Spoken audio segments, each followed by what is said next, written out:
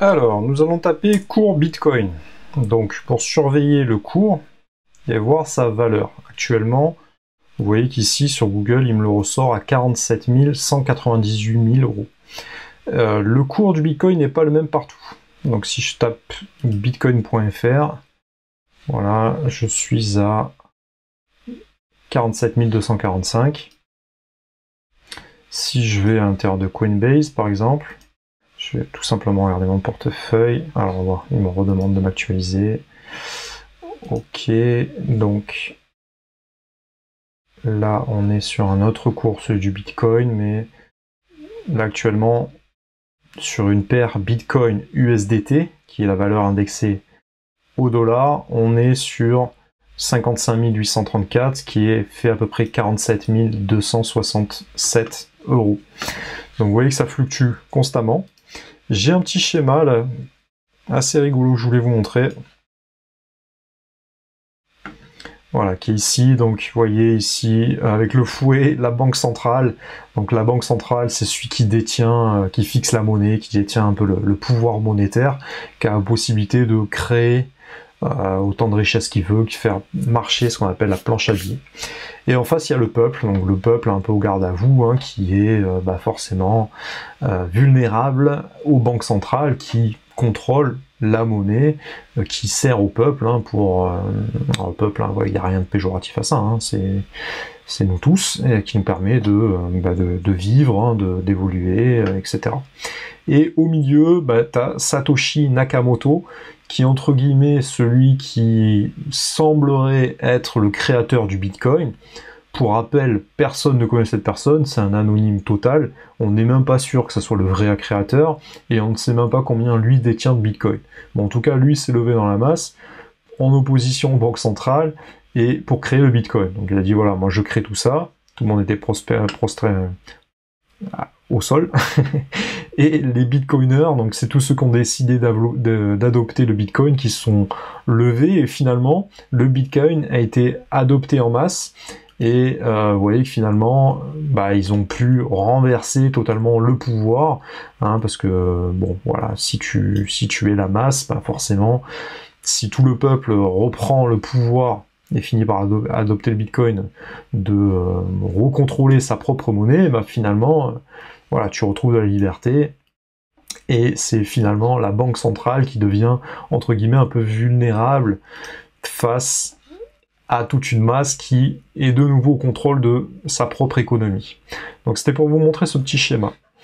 Tout ça pour vous dire que le Bitcoin, est-ce que c'est justement le Bitcoin qu'il faut acheter? C'est une vraie question, parce que c'est la crypto-monnaie numéro 1. Hein, si je vais sur CoinMarketBase, hop, ça je vous conseille également de télécharger l'application, ou créer un compte dessus. À chaque fois, il vous faut créer des comptes sur tout ce que je vous dis. Bitcoin, voilà, c'est la monnaie vraiment numéro 1. On voit sa capitalisation est énorme, le marché, il augmente, le volume, il augmente, l'offre en circulation, donc ce qu'on appelle en circulation, c'est ce qui est dans les mains du public, hein, tout ce qui est en train d'être tradé, d'être présent sur les marchés boursiers.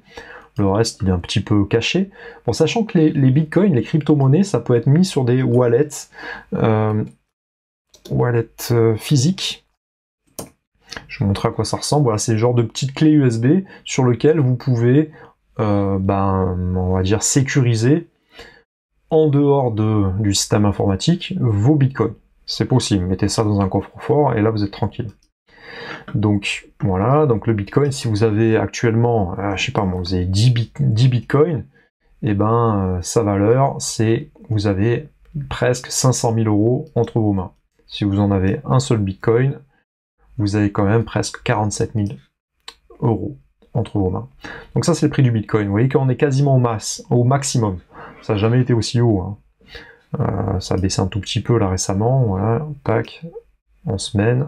On va le regarder sur le mois, sur les 3 mois, en 1 an. Voilà, je pense que c'est assez clair. Ceux qui sont rentrés à ce niveau-là, à 11 000 euros, c'est le roi du pétrole, quoi. Bref, 81% de vote positif pour le Bitcoin, tout va bien. Et dessous, vous avez toutes les systèmes sur lesquels vous pouvez acheter du Bitcoin. Ça, c'est tout le marché. Donc vous avez, ouais, c'est référencé sur autant de marchés, autant de systèmes de trading qui vous permet d'échanger ces bitcoins. Donc, qu'est-ce qu'il faut acheter du Bitcoin?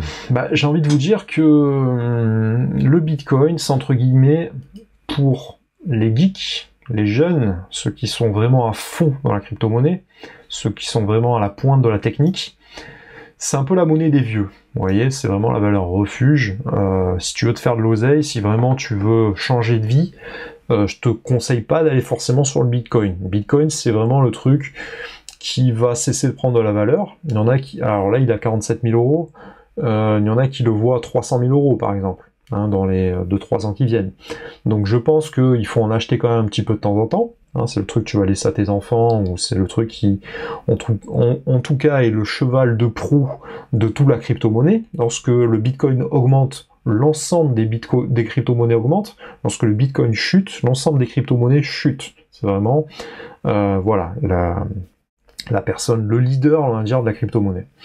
Donc ça à garder en tête, mais évidemment, tu vas pas faire des x10 avec le Bitcoin. C'est trop tard. C'est trop tard, il est trop haut.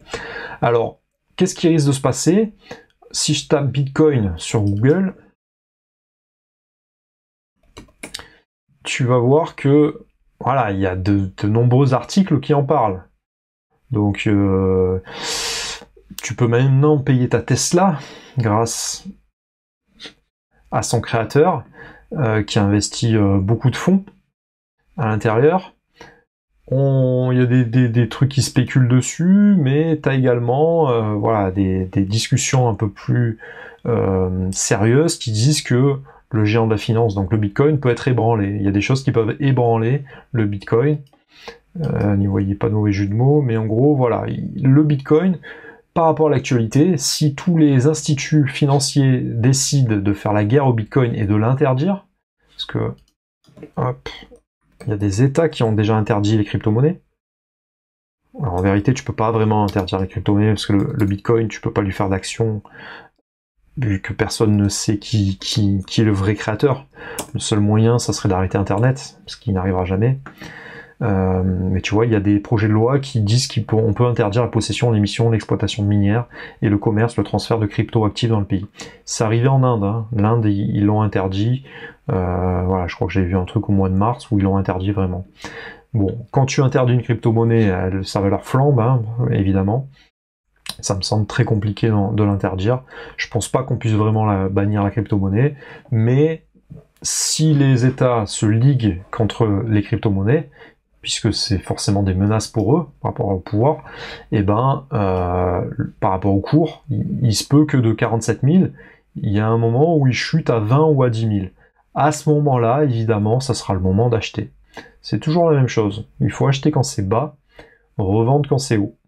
Et après, tu peux surfer sur les vagues, c'est-à-dire tu achètes bas, tac, ici tu vends, après boum, si ça descend un peu, tu rachètes. Là, tu vois, par exemple, ici tu vends, tu rachètes là, et tu revends quand c'est là. Après, tu rachètes ici, et tu revends là. Donc ça, c'est le trading, t'es un surfeur, là, tu vois, tu surfes sur la vague. Donc ça, c'est intéressant de le faire. Tout ça pour vous dire qu'actuellement, vu qu'il est assez élevé, bah moi, je miserai pas tout mon argent là-dessus. Voilà, c'est peut-être pas là-dessus qu'il faut aller. Donc dans ce cas-là, si on mise pas sur le Bitcoin, sur quoi on peut miser?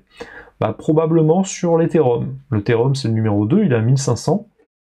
L'Ethereum, c'est une plateforme d'échange. Ça va te permettre d'accéder un petit peu à toutes les autres crypto-monnaies.